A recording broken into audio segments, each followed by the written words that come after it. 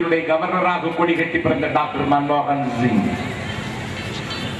இன்றைக்கு இந்த பூமி முழுவதும் நம்மை அழுத்திக் கொண்டிருக்கிற புதிய கொள்கைக்கு சதை வடிவம் தந்த டாக்டர் மன்மோகன் சிங் நாடாளும் பிரதமர் என்கிற உயரத்தை மறந்து வீட்டிலிருந்து இறங்கி வெளியே வந்து வைகோவை ஆறு தழுவி ஆலிக்கனம் செய்து ஒரு முகம் பார்த்து 3 வருடம் ஆயிற்று. வாருங்கள் வைகோ என்று என் தலைவரை வரவேற்று வீட்டு நடுக்கூடத்தில் கொண்டு உட்கார வைத்து என் தலைவன் சொன்னான், நான் சாதாரணமானவன், நான் சாமானியமானவன், நான் உப்பை போல் எளியவன், நான் ஒரு நாடாளுமன்ற உறுப்பினர் ஆவதற்கான தகுதியை கூட இழந்தவன்.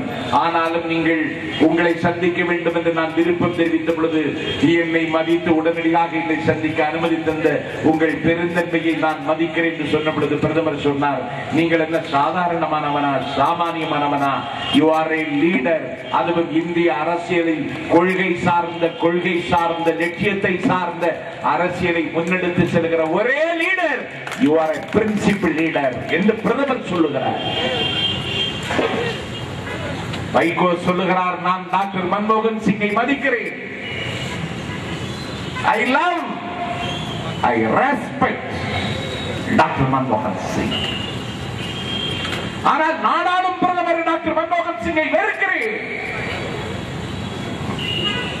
அப்போது பிரதமர் கோபப்படவில்லை. Yes yes Vaiko, I will appreciate your stand. உன்னுடைய ஸ்டாண்டை நான் ஒத்துக்கொள்கிறேன் என்கிறார். எதற்கு வந்தீர்கள்? பாவலரேறு, தமிழ் சமூகத்தின் காவலரேறு, நாவலரேறு, பெருஞ்சித்தரனாரின் பேத்தி, அங்கேற்கண்ணி, வழக்கறிஞர், மனித உரிமையின் மீது மாளாத காதல் கொண்டவள், ஈழத் தமிழர் படுகிற சோகத்தை நேரில் கண்டறிந்து அதை பதிவு செய்து உலகெங்கும் வாழக்கூடிய மனித உரிமை அமைப்புகளுக்கு கொண்டு கொடுப்பதற்கு இலங்கை அரசாங்கத்தில் விசா பெற்றவள் இலங்கைக்கு சென்ற பொழுது இலங்கையின் ராணுவம் அவளை கைது செய்திருக்கிறது. இலங்கை ராணுவத்தின் கையில் ஒரு தமிழ் பெண் சிக்கினால் அந்த தமிழ் பெண் கதி என்ன ஆகும்? நினைத்தாலே பயங்கரமாக இருக்கிறது. தாங்கிக் கொள்ள முடியாதவராக உங்கள் வாசலுக்கு வந்திருக்கிறேன். எங்கள் அங்கேற்கண்ணியை மீட்டு தாருங்கள். 24 மணி நேரத்தில் அங்கேற்கண்ணியை மீட்டு தராவிட்டால் தமிழகம் போர்க்கோலம் கூடும். போருக்கு நானே தலைமை தாங்குவேன். உங்களிடத்தில் சொல்ல வந்தேன். பிரதமர் சொன்னார், அவசரப்படாதீர்கள். Cool down Vaiko. நீ சென்னை செல்வதற்கு முன்னால் நான் அங்கேற்கண்ணி மீட்டு தருகிறேன் என்று என் தலைவன் டெல்லியில் இருந்து புறப்பட்டு சென்னை வந்து சேர்வதற்கு முன்னால் இலங்கை ராணுவத்தின் கையில் சிக்கியிருந்த அங்கேற்கண்ணி இன்ப தமிழகத்துக்கு பத்திரமாக வந்தாள் என்றால் நாஞ்சில் சம்பத்தை கேட்கிறேன், தமிழ்நாட்டின் முதலமைச்சர் யார்? என் தலைவன் வைகோ தான். எந்த நாயின் கையிலும் அதிகாரம் இருக்கலாம், நாடாளுகிற பொறுப்பு. ஆனால் தமிழ்நாட்டின் உரிமையை மீட்கிற அதிகாரம் என் வைகோவுக்கு மட்டும்தான் இருக்கிறது.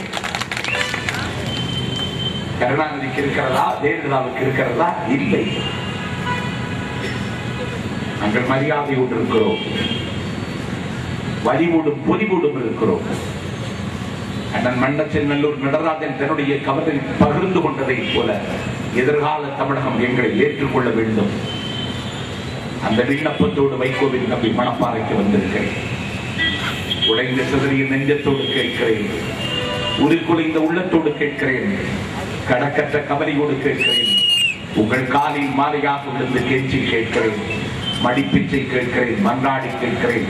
ஒரு பிச்சைக்காரன் யாசகம் கேட்டதை போல வைகோவின் தம்பி நாஞ்சில் சம்பத் மணப்பாறை யாசகம் கேட்கிறேன். என் தலைவருக்கு ஒரு அங்கீகாரத்தை வருகிற காலத்தில் தாருங்கள்.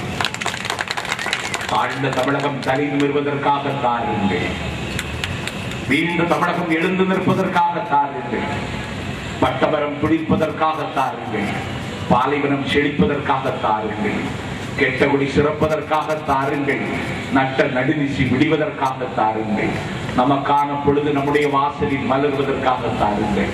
கருணாநிதி ஜெயலலிதா ஏட்டிக்கு போட்டியாக தமிழ்நாட்டு அரசியலை கூறு கொண்டு கருணாநிதி தலைமையிலே ஒரு விசித்திரமான குடும்பம், ஜெயலலிதாவின் கட்சிக்குள்ளேயும் அங்கேயும் ஒரு விசித்திரமான குடும்பம். தினகரன், திவாகரன், சுதாகரன், பாஸ்கரன், மகாதேவன் போன்ற பஞ்சபாண்டவர்கள் அங்கேயும் இருக்கிறார்கள்.